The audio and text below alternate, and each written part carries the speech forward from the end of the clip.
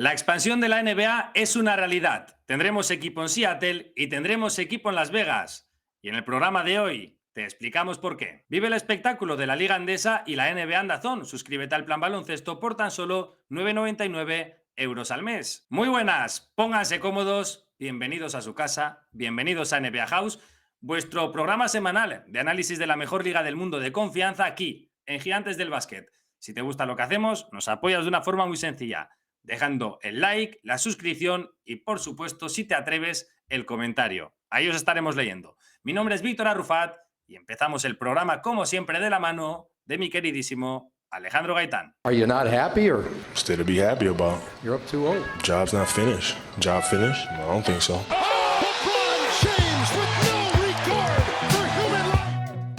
Alejandro Gaitán, vamos a ver si hoy no nos recortan nada ni no nos censura nada, que es que además esto es morrocotudo.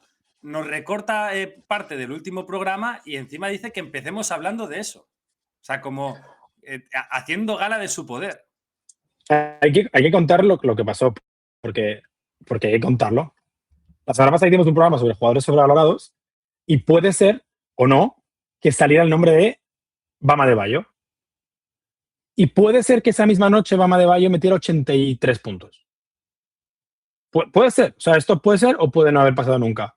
Y el productor y jefe del programa decidió que era buena idea no hablar de Bam Adebayo en el programa, porque nos podían haber matado realmente en redes sociales, con razón además, con razón. No, escucha, viendo cómo se tomó la gente los 83 puntos de Adebayo, igual nos daban la razón. Es verdad que al día siguiente metió 8, ¿no? Puede ser. Bueno, la cuestión es que en el vídeo pegábamos una rajada histórica de cómo no había evolucionado ofensivamente Adebayo, tal y cual y tal. Bueno, pues 83 puntos de Adebayo para ser la segunda máxima anotación de la historia. En una semana en la que han pasado muchas cosas, ¿eh? O sea, tenemos, más allá de la actuación de Adebayo, un montón de partidos que por supuesto influirán en la escalera, en quién baja, en quién sube en esta semana. Y también la noticia iba a decir de la semana, pero probablemente sea la noticia del mes. Esta semana va a haber una junta de propietarios para votar la llegada de dos nuevos equipos a la NBA. Uno en Seattle, no sé de qué son los Supersonics, pero entendemos que sí, y otro en Las Vegas. Cabe decir que será a partir de la temporada 28-29, es decir, la que viene no, la otra tampoco, la siguiente, y que 23 propietarios tienen que votar a favor. Una vez se voten a favor de que lleguen, de unir dos equipos nuevos, como son el de Seattle y el de Las Vegas, se tendrá que votar a favor de que la expansión lleve a que la NBA tenga 32 equipos. Si no he metido la gamba, Alejandro, esto sería un poco la noticia. Sí, y comparto que seguramente es la noticia del mes. No sé si del año, o una vez lo anuncien como oficial, ya sí sea la noticia del año. Han pasado muchas cosas en la NBA, también hay que decirlo. Pero creo, desde mi punto de vista, creo que es una noticia positiva. La gente habla de que, no, pero ¿cómo puede ser si hay 8 equipos haciendo tanking? También es verdad que Oklahoma tiene 9 jugadores titulares. También es verdad que Denver, San Antonio, Boston tiene 8 o 9 jugadores que podrían ser perfectamente mucho más importantes en otros equipos. La NBA es más talento de la historia y creo que una manera de intentar que la competición sea lo más equitativa posible es repartir el talento, algo que el nuevo CBA está intentando hacer en los últimos años. Para mí es una grandísima noticia. Es verdad que hubo matices que comentó Shams Charania anteayer cuando explicó la noticia, y es que va a costar entre 7.000 y 10.000 millones de dólares comprar una de estas nuevas franquicias, que me parece una barbaridad de dinero, porque 10.000 millones es lo que costaron los Lakers, que son los Lakers. O sea, no sé cómo explicarlo mejor.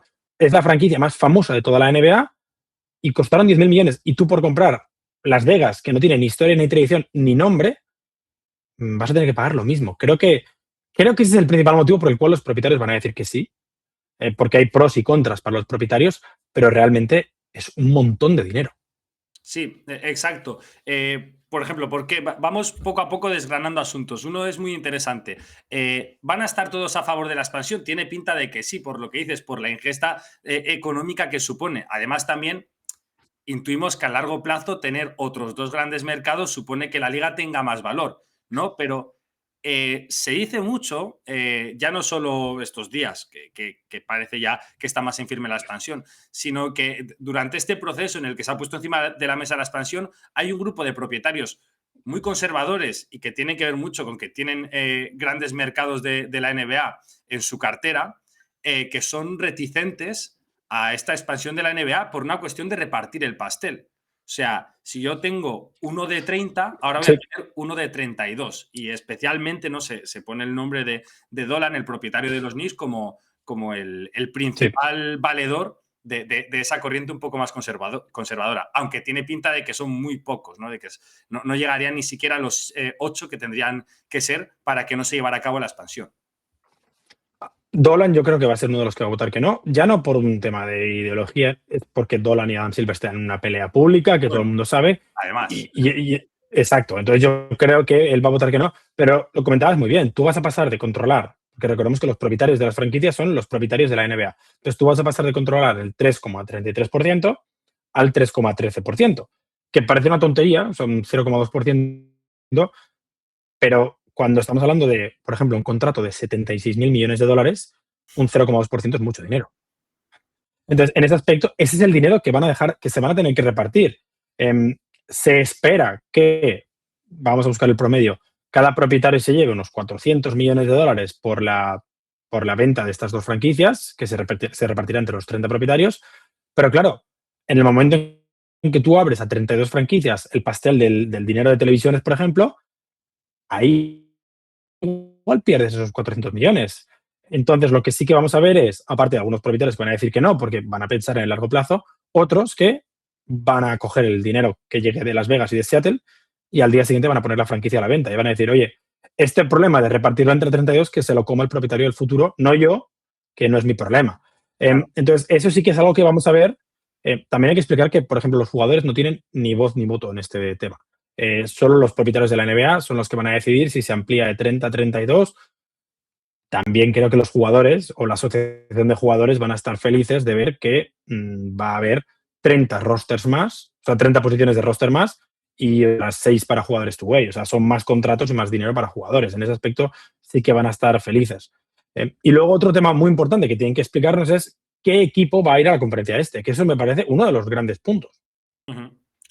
Sí, todo apunta a que va a estar entre Memphis y Minnesota, ¿no? Al principio se dijo también Nueva Orleans y por lo que vas leyendo, también por una cuestión casi de tradición, tengo la sensación de que va a ser Minnesota, ¿no? Porque da la sensación de que Sí. tiene más vinculación con los equipos de esa zona central del este.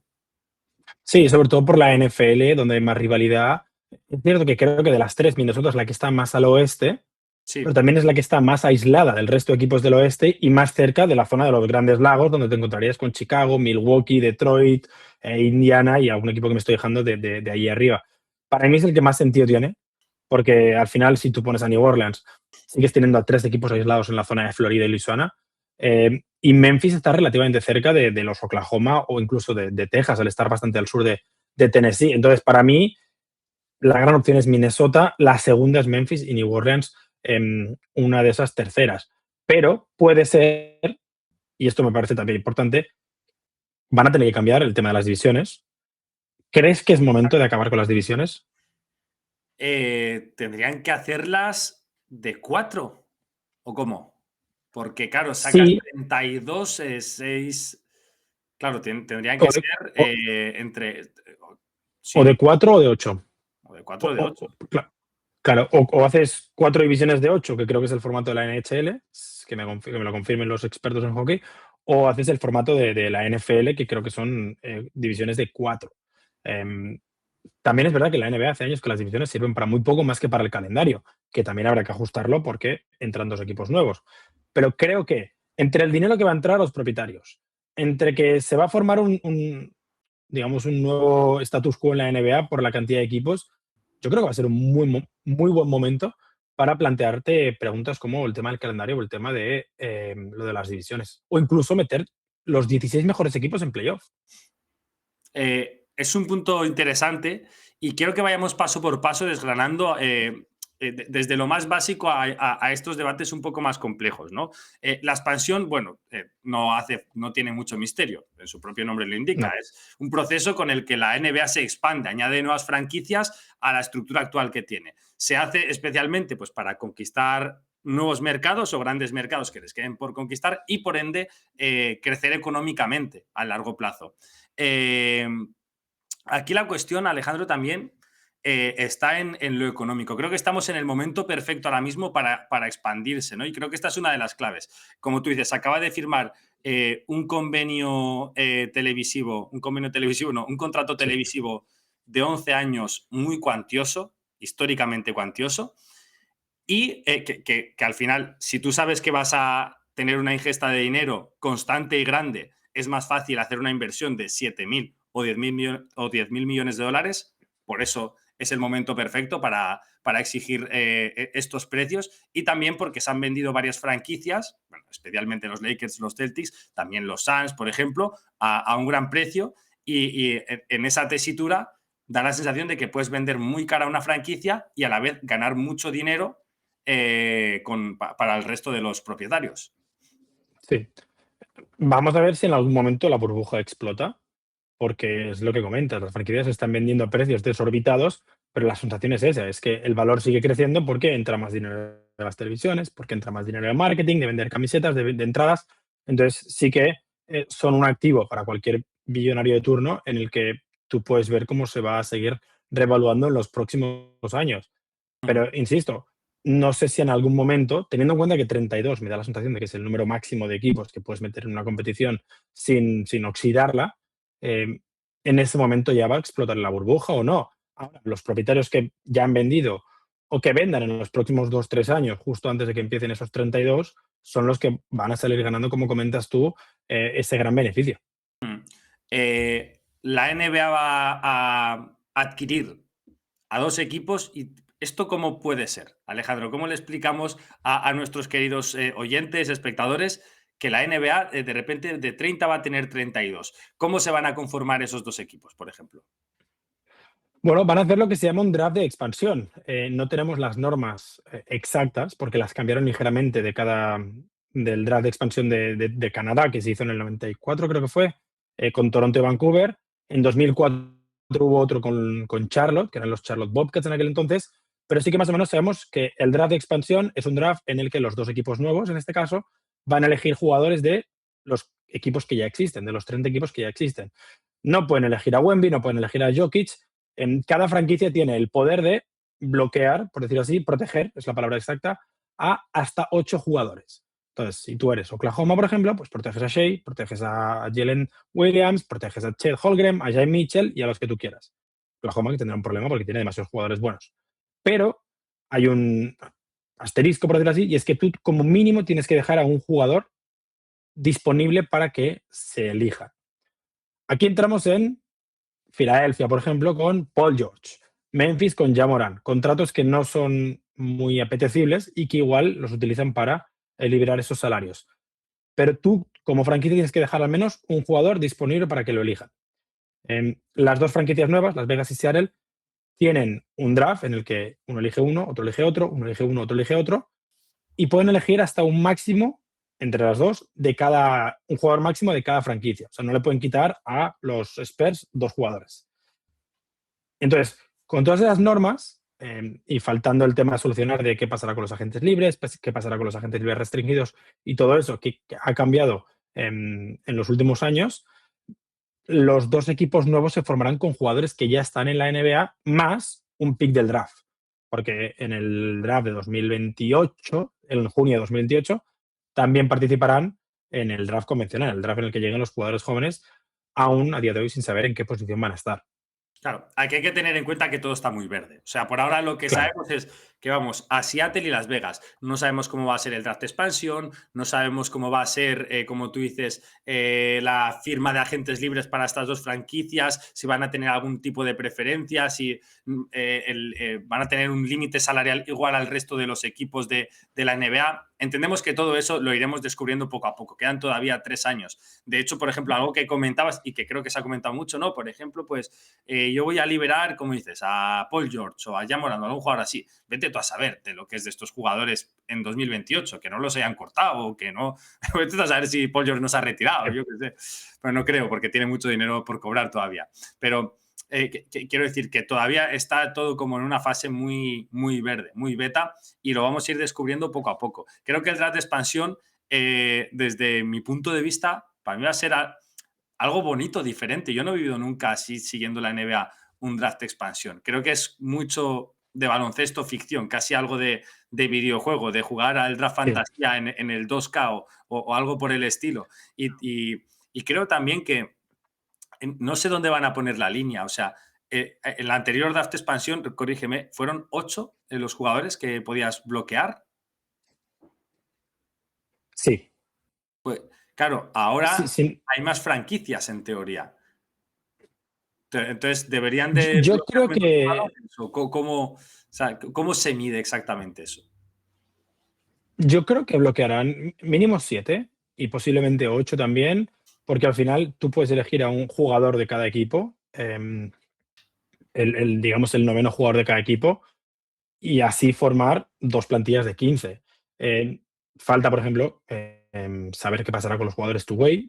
No sé si la G-League bloqueará jugadores o algo así, porque son 3 contratos extra que no están estipulados entre esos. ¿Puede ser que reduzcan el número a 7? Me sorprendería, porque de hecho creo que las plantillas a día de hoy son más profundas. Es que si tú miras ahora, por ejemplo, la plantilla de Oklahoma, ¿quién es el jugador número 9? Realmente. No sé si están todos. O sea, no es igual, es Aaron Wiggins o algo así, ¿no?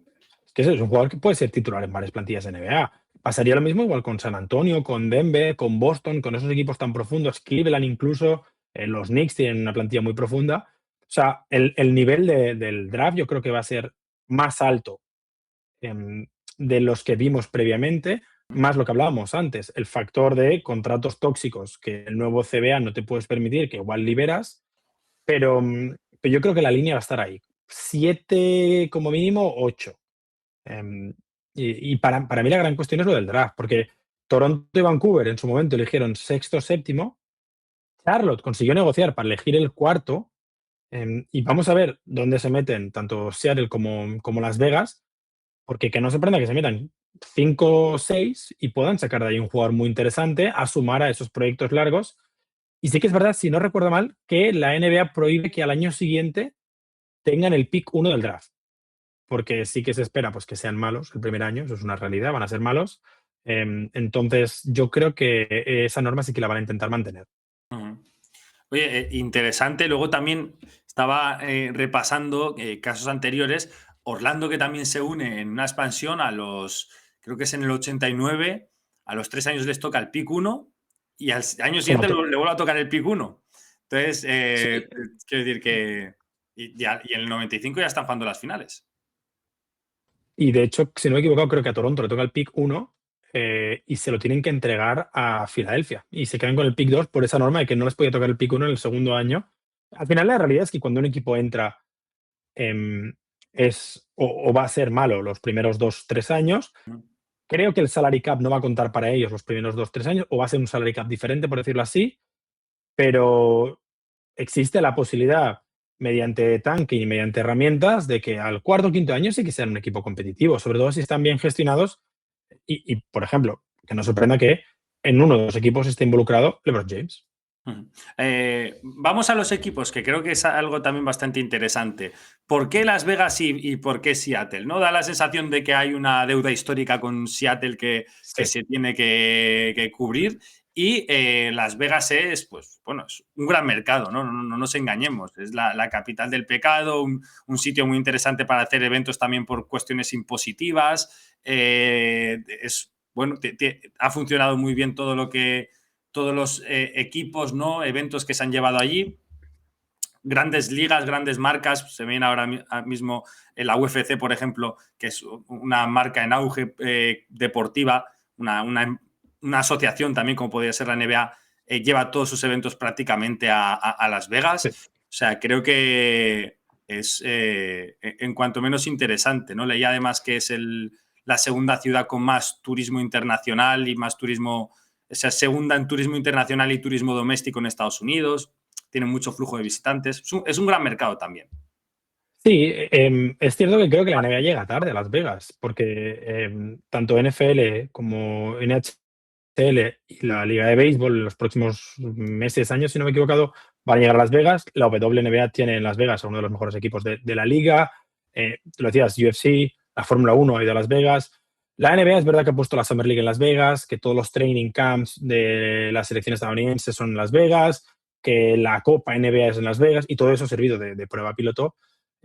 Creo que era una apuesta desde hace mucho tiempo. Y luego considero lo que comentas. Es una deuda histórica porque la NBA al final sabe que a la ciudad de Seattle se le hizo una jugarreta para llevarse el equipo. En el momento en que Howard Schultz vendió la franquicia, se sabía que se la iba a llevar a otra ciudad, aunque todos dijeran que no.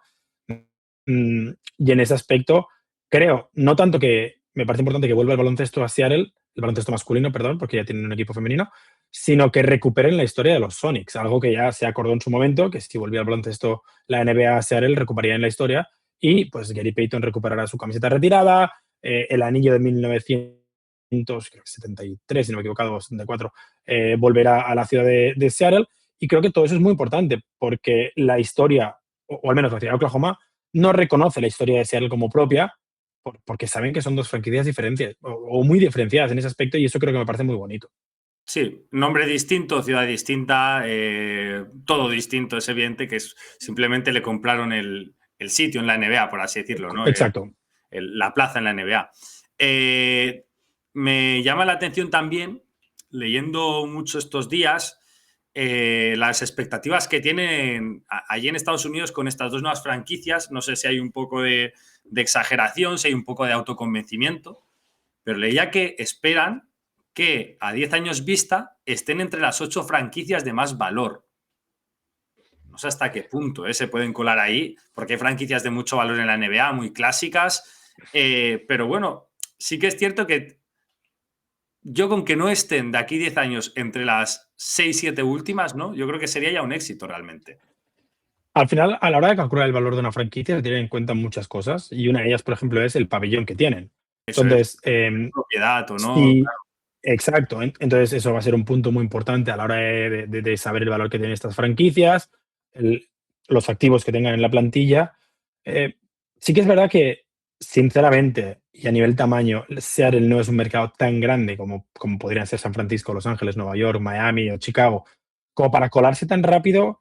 Pero Las Vegas tiene ese factor que comentabas tú antes, de fluctuación de gente que sí que puede hacerlo. Va a ser complicado identificarse con la franquicia de Las Vegas desde un inicio. Va a ser complicado. O sea, no tanto con Seattle, porque si tú eres un padre que viste a los Sonics jugar hasta 2007 con Kevin Durant, Serge Ibaka, por cierto, que creo que fue el último pick de los Seattle Supersonics antes de convertirse en Oklahoma, un dato. Si tú viste a los Sonics jugar, te llevaron a Oklahoma, tú tienes un hijo ahora y intentas que tu hijo pues, sea de los Sonics, me parece más fácil que si tú vives en Las Vegas y te haces de cualquier franquicia porque no tienes ninguna en tu ciudad. Entonces, en ese aspecto, le doy más opciones a Seattle. Sí que económicamente puede que Las Vegas tenga más fuerza. Sí, yo creo que el potencial de Las Vegas no se basa ni en la tradición ni en la afición, ¿no? Es casi todo lo contrario.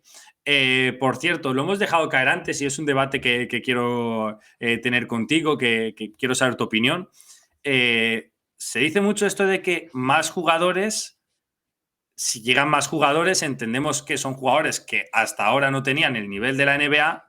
Al incorporar a jugadores que no tenían el nivel de la NBA o estaban de puntillas en la NBA, el nivel general de la NBA va a bajar. ¿Tú cómo lo ves esto? ¿Crees que añadir a 2 equipos va a bajar el nivel de la NBA? Sí, sí y no. O sea, me refiero, añadir a 2 equipos evidentemente va a bajar el nivel de la NBA, porque al final tú para entrar en la NBA teóricamente tienes que ser uno de los 500 mejores jugadores del mundo o algo parecido. Seguro que en la Euroliga hay jugadores mejores, pero uno de los 500, ahora tienes que ser uno de los 530, por lo que el promedio es más bajo, la mediana es más baja.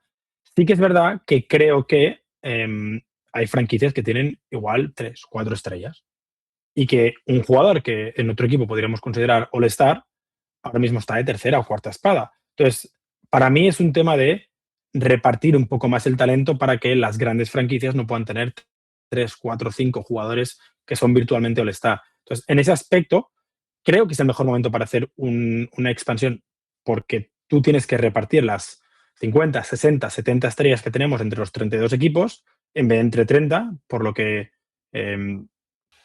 devalúas la cantidad de estrellas por franquicia, y eso se supone que tiene que igualar un poco las condiciones. Pero es verdad que los últimos jugadores de rotación van a ser un poco más malos, claro. O sea, ahora tienes que dar entrada a 30 jugadores más que a día de hoy teóricamente no tenían cabida en la liga. Teóricamente, digo. Es verdad que en la NBA actual ya sabemos que franquicias que están en tanking y fichan a Killian Hayes, me lo invento. Pues igual Killian Hayes en 2029 tiene contrato desde septiembre en vez de firmarlo en marzo. Pero también es verdad que veremos por seguir con San Antonio, igual vemos a Stephon Castle como número 1 en un equipo. Que en 2-3 años igual lo puede ser, pero con Wemby delante, que es un top 3, top 5 de la NBA, nunca vas a serlo. Ahí es donde creo que la NBA tiene más margen. Sí, yo creo que de inicio es obvio, como tú dices, que el nivel baja casi por lógica, ¿no? O sea, es una cuestión de si de repente todos los que estamos en la NBA somos un 7, un 8, y un 9 y un 10 y nos añades a jugadores que son un 6, pues la media del nivel, en teoría, lo lógico es que baje. Pero también es verdad que leía también en un foro una reflexión muy interesante.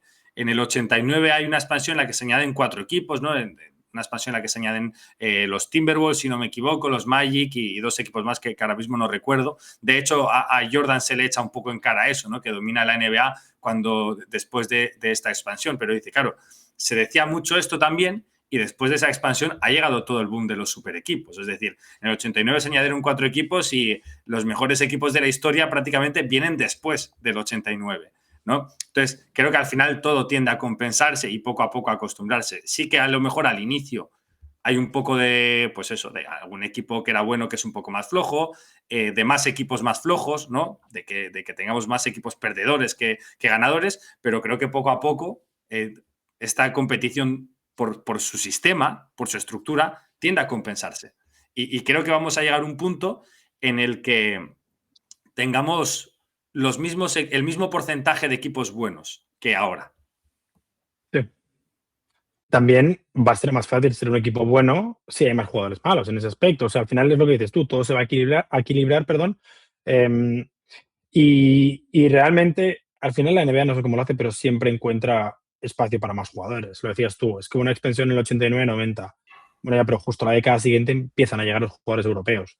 Empiezan a llegar a cuentagotas. Es que la expansión de Charlotte, ya pues que después, de repente los jugadores internacionales se convierten en referencia absoluta en la NBA. Bueno, pues igual ahora encuentran jugadores, empiezan a explotar el mercado de jugadores africanos, que todavía no hemos tenido tantísimos, o jugadores de Australia, jugadores de Latinoamérica, una vez ya el mercado europeo ha colapsado, y encuentras la manera de mantener ese nivel de talento, que creo que es, como dices tú, creo que es posible, porque yo creo que el jugador 530 del mundo en 2029, con todo el respeto, va a ser mejor que el jugador 250 en 1990.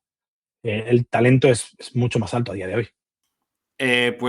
Dicho esto, vamos ya un poquito al repaso más deportivo, ¿no? Más de actualidad de lo que está pasando en la pista, que solemos hacer, la escalera, quién sube, quién baja esta semana en la NBA. Como siempre, empezamos por lo negativo. Alejandro Gaitán, quiero saber quién baja en tu escalera esta semana en la NBA.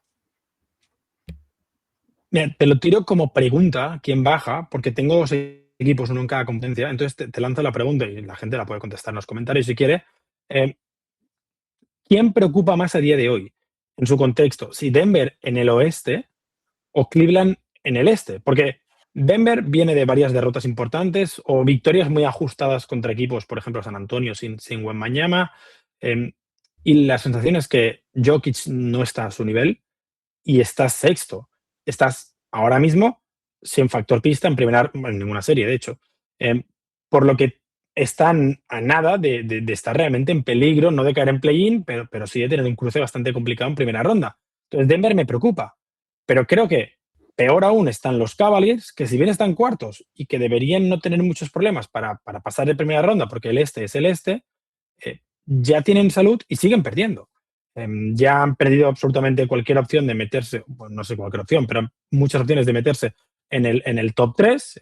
Creo que tanto Boston como los Knicks se han alejado y y recuperando a Strus con la mayoría de jugadores disponibles, ya con James Harden, no estamos viendo esa versión de los Cavaliers que muchos pensábamos. Entonces, para mí, esos dos son los equipos que bajan, pero si bien creo que Cleveland está en una peor situación, el contexto de Denver, de estar en el oeste, me preocupa ligeramente más. Sí, yo creo, para mí, donde pongo la diferencia es que a mí me preocupa Denver porque sé que tiene más potencial y no estoy viendo ese potencial o la sensación de que Denver está mal porque físicamente está mal. Es un poco a la conclusión a la que llego. Y Cleveland creo que es un poco esto. O sea, con sus virtudes y sus defectos, con sus altibajos, pero sinceramente creo que Denver está más lejos de su techo, por así decirlo. Y Denver puede ser mucho mejor. Entonces, bueno, no sé qué me preocupa más. Quizás Denver, porque yo, por ejemplo, Cleveland, incluso en su estado ideal de forma, no espero que gane el anillo. Pero Denver creo que si está de 10, sí que puede ganar el anillo. Sí que puede ser un candidato a ganar el anillo. Y ahora mismo los veo realmente lejos de ese potencial. Y como dices tú, ya no es que están realmente lejos, es que están en una competencia que da la sensación que por la parte alta es bastante más feroz. Sí, es una realidad. Y para mí el tema es ese. El techo de Denver es mucho más alto, pero es que caer sexto te implica que vas a tener 3 series durísimas si quieres plantarte en las finales. Claro, exacto. O sea, es al final una cuestión de expectativas. Cuanto más arriba estás, más duele caerte, ¿no? Por así decirlo, como dices. Y estoy de acuerdo. Para mí la cuestión con Denver es... o sea, hay muchos jugadores que están muy lejos de su punto de forma. Yo, por ejemplo, hay un jugador que no se habla tanto, pero se le da muchos palos a Cameron Johnson, justificados, pero creo que Christian Brown también está bastante lejos de su pick de forma. De hecho, defensivamente el equipo cuesta aguantar porque si tu perro de presa es Christian Brown y Christian Brown ahora mismo está oxidado, está pesado, no se le ve tan felino como se le ha visto en otras temporadas, pues cuesta mucho retener a un Shai Gilgeous-Alexander, por ejemplo, ¿no? Si no tienes a Aaron Gordon, con Aaron Gordon es verdad que son menos de 30 partidos, creo, con Aaron Gordon, pero con Aaron Gordon en pista son el segundo mejor defensive rating de toda la NBA. Entonces, claro, sin él creo que eran el peor y con bastante diferencia. Entonces, son cosas. Jokic no está en su mejor estado de forma tampoco. Y eso lo estamos notando en los últimos cuartos, especialmente. Él hace partidos que da la sensación de que van a ganarlo por la lectura de juego y demás, pero que llega ahogadísimo al último cuarto y toma alguna mala decisión, se precipita, o cuando el partido se vuelve un poco más físico en el último cuarto, pues no responde igual que en el primero. Creo que son cuestiones físicas que les alejan, pero por calidad, yo creo que la calidad de la plantilla es de las mejores de la NBA. Sí, pienso igual. Por mi escalera baja, bueno, pues el equipo que está ahí con ellos, ¿no? Posición arriba, posición abajo, los Minnesota Timberwolves, macho. Pueden llegar 25 años seguidos a las finales de conferencia los Minnesota Timberwolves, que no sé qué me pasa, o bueno, creo que sí que sé qué me pasa, que me va a costar seguir creyéndomelos. Pero especialmente esta semana me han dado muy mala sensación en dos aspectos. En uno, que es el principal, por lo que yo ya hace un tiempo que son un equipo que me cuesta que me entre por el ojo, que es una cuestión de qué difícil lo haces todo. O sea, es decir, hay jugadores estrellas que tienen la capacidad de hacer fácil lo difícil, pero hay otros jugadores que parece que solo saben hacer lo difícil, incluso con todo lo buenos que son. Y Randle y Anthony Edwards me transmiten esa sensación constante, que incluso aunque todo vaya de cara, es muy complicado, más allá de por una cuestión física, verles hacer que su equipo meta muchos puntos fáciles. Y luego, para mí, lo que más me preocupa en esta última semana es la defensa. Especialmente me centro en la figura de Gobert. Claro, Gobert, de 5 años para aquí, es un tío que defensivamente está delante, está detrás, está arriba, está abajo y está en todos lados.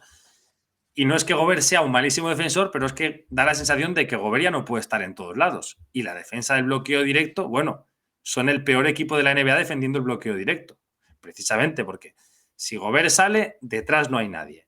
Si Gobert no sale, tras bote les hacen daño. Entonces, hay ahí una sensación de que le ponen mucha responsabilidad defensiva a un Gobert que no es capaz de asumirla, porque realmente preocupa. Sí, es verdad que la temporada de Gobert defensivamente sigue siendo una barbaridad y creo que debería estar entre los finalistas, pero es cierto que en el momento en el que consiguen desnudar las debilidades de Gobert o de Minnesota como franquicia o como equipo, hay un problema defensivo muy, muy grande. Luka lo hizo muy bien hace relativamente poco. Creo que cualquier base que juegue muy bien el pick and roll, como comentabas, es capaz de desmontar en una jugada tan sencilla que cualquier equipo mini puede hacer. Y eso es algo a solucionar, sobre todo porque creo que el pick and roll es, si no la base, una parte importante de la dieta de Lakers, de Denver, por ejemplo, incluso de Houston con Kevin Durant, que te puedes encontrar en primera ronda. Y en ese aspecto, si no puedes defender eso de una manera promedio como mínimo, se te van a comer en el oeste. Sí, insisto en lo que tú dices. No, yo no digo que sea culpa de Gobert. Es simplemente que, claro, si tú cargas toda la responsabilidad en Gobert cuando es Gobert Prime, pues es muy fácil que Gobert esté en los dos lados del bloqueo directo. Pero ahora la manta ya no le tapa todo el cuerpo a Rudy Gobert, por así decirlo. Vamos a ponernos un poco más positivos. Alejandro, ¿quién sube en tu escalera en esta tercera semana de marzo? Mira, hablábamos antes de propietarios de franquicias, me quedo con uno de ellos, con LeBron James. No solo LeBron James, sino el trío LeBron James, Austin Reeves, Luka Doncic. Hemos rajado mucho de ellos, y creo que lo hacíamos con argumentos numéricos. Bueno, pues el productor me ha pasado los datos pre-All-Star, en los 152 minutos que jugaron juntos, que recordemos hubo muchas lesiones, primero LeBron, luego Austin Reeves, también Luka, menos 9,6 de net rating. Esto es pre-All-Star. Post-All-Star ya han jugado 234. Es cifra de los Washington Wizards o algo así, debe ser.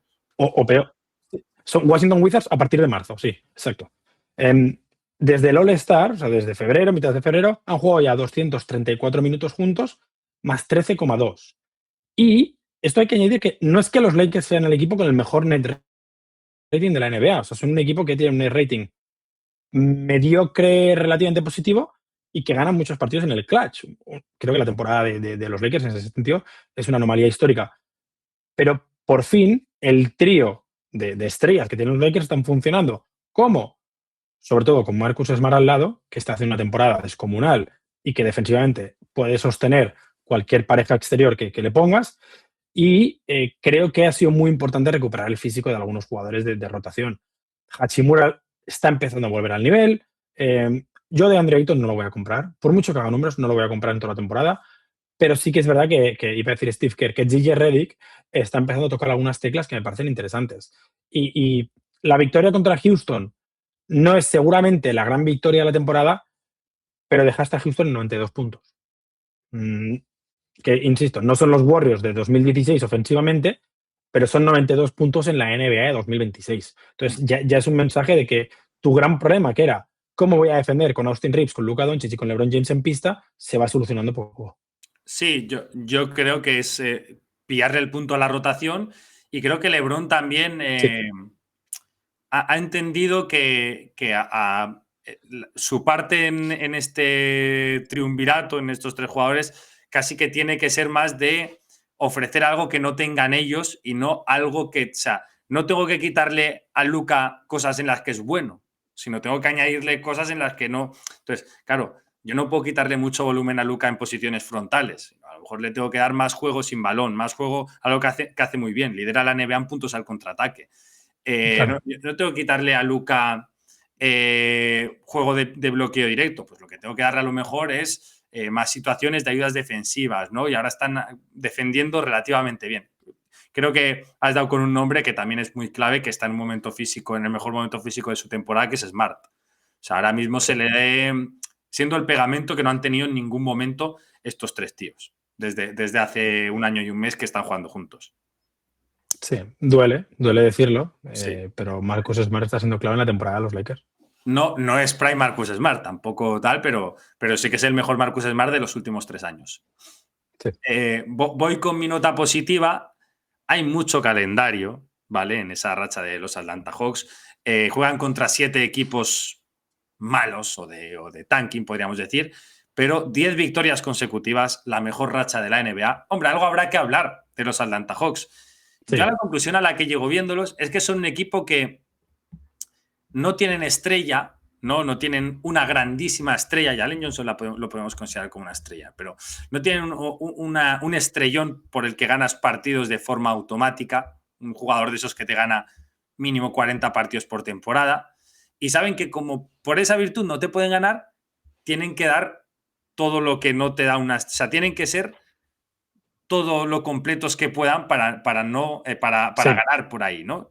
Y para mí creo que es una de las claves. Yo los veo y digo, no son súper especiales en nada. Es verdad, son una buena defensa, pero no son súper especiales en nada. Pero tampoco son especialmente malos en ninguna faceta.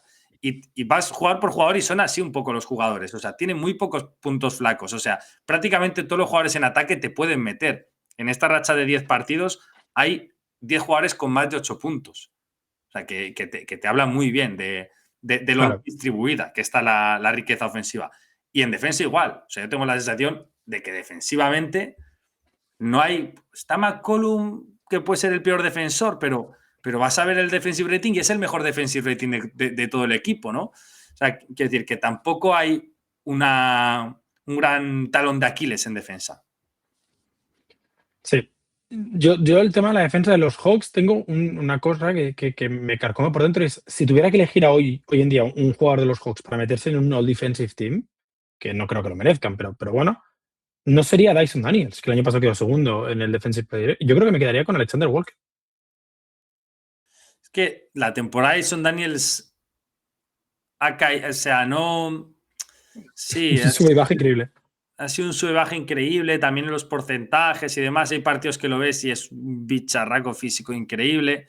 Y Alexander Walker sí que creo que ha sido más regular en ese sentido. O sea que, pero y defendía a la estrella rival a veces.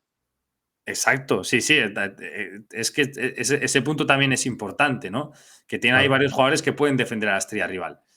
En este lapso, el dato también, por reafirmar lo de la defensa, son el mejor defensive rating con buena diferencia, por supuesto. Insistimos que mucho tienen que ver los rivales. Y también son con buena diferencia el equipo que más asistencias da. Y ellos, los lees en declaraciones, insisten mucho en esto, ¿no? En ser un equipo en el que nadie tiene la presión de meter 30 puntos, en el que tampoco nadie tiene la sensación de ser incapaz de meter 10 y por eso ser muy solidarios en ataque. Y todo, al final es el equipo de Allen Johnson, porque tú los ves jugar y es el jugador que más volumen de juego tiene, por una cuestión de que es el jugador que más ventajas genera, pero no para no tener base, no es un jugador realmente egoísta, sabe distribuir bastante bien y son un equipo que, bueno, es interesante a esta altura de la temporada. Sí que es verdad que son apetecibles. Creo que el calendario influye mucho, porque hay, lo decías tú, 6 equipos que igual les interesaba más perder, pero la victoria contra Orlando es muy, muy interesante. El dato que más me encanta es que ganaron 9 partidos consecutivos y seguían novenos. Que me habla mucho de la diferencia que había entre los de arriba del este y los mediocres, por decirlo así. Pero van a llegar a playoff, si no con un nivel más alto, porque las victorias son lo que son, al menos con la moral positiva. Que eso, o a playoff, a play-in, perdón, que eso tiene que influir, sobre todo porque ayer le ganaste a uno que puede ser tu rival en el play-in, como es Orlando. Los demás, ninguno de los que están arriba son fijos, y igual te vuelves a meter séptimo. Sí, del quinto al noveno están en victoria y media. Es decir, Magic, Raptors, Heat, Hawks, Sixers están en victoria y media. Ahora los que se han caído un poco más son los Hornets. Pero bueno, que es lo que tú decías. Cuidado que te pillan los Hornets en el play-in y te destrozan también, ¿eh? Claro, no, exacto. No confiarse. Pero bueno. Sí, los de abajo del este van a llegar bastante más fuertes que algunos de los de arriba. Hablando de llegar al final de la temporada, nosotros llegamos al final de este partido, así que vamos a pedir tiempo muerto para diseñar la última jugada.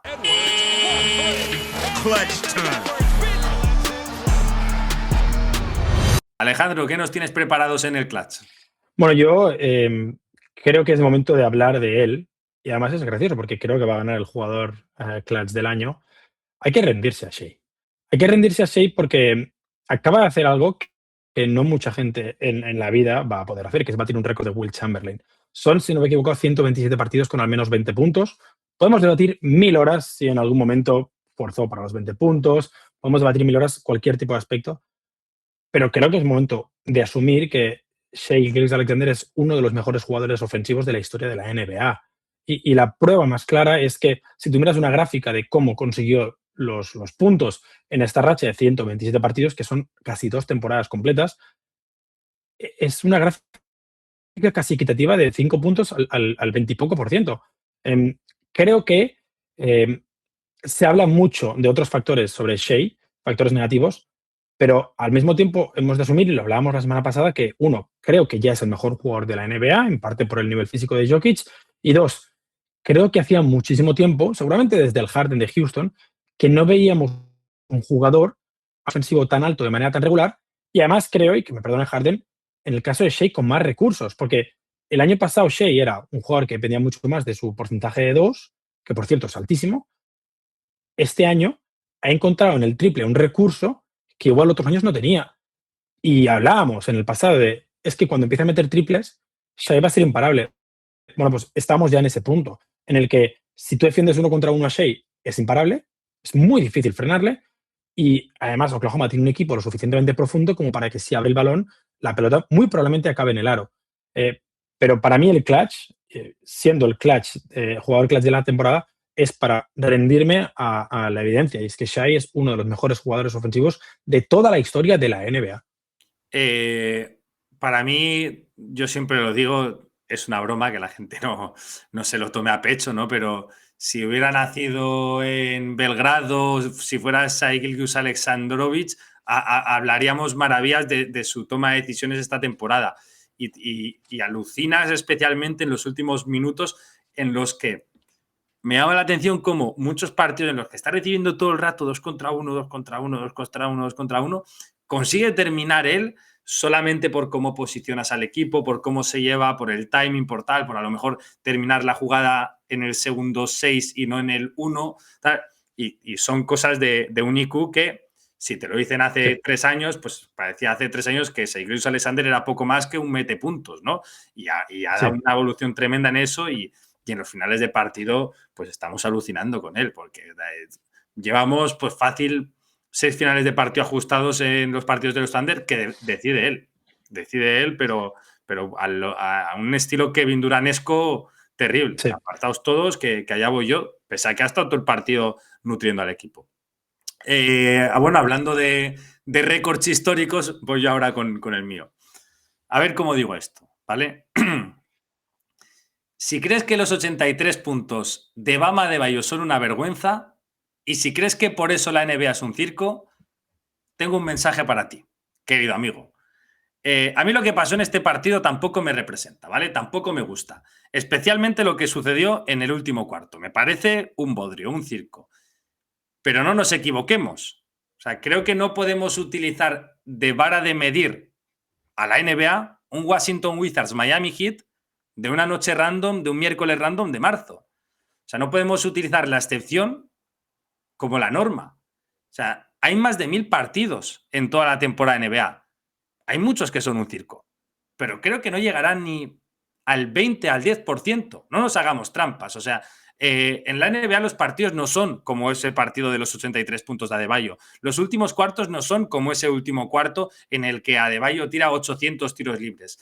Generalmente, vaya. Y si no, queridos amigos, decidme vosotros qué partidos veis. Igual estamos eligiendo de forma diferente los partidos. Y otra cosa que quiero decir. Todos los récords son buscados, ¿vale? Peor todavía, todos los récords son forzados. No llega uno a 115 puntos y dice, ostras, he batido el récord de Wilt Chamberlain. Por supuesto que no, por supuesto que no. Y última cosa que quiero comentar.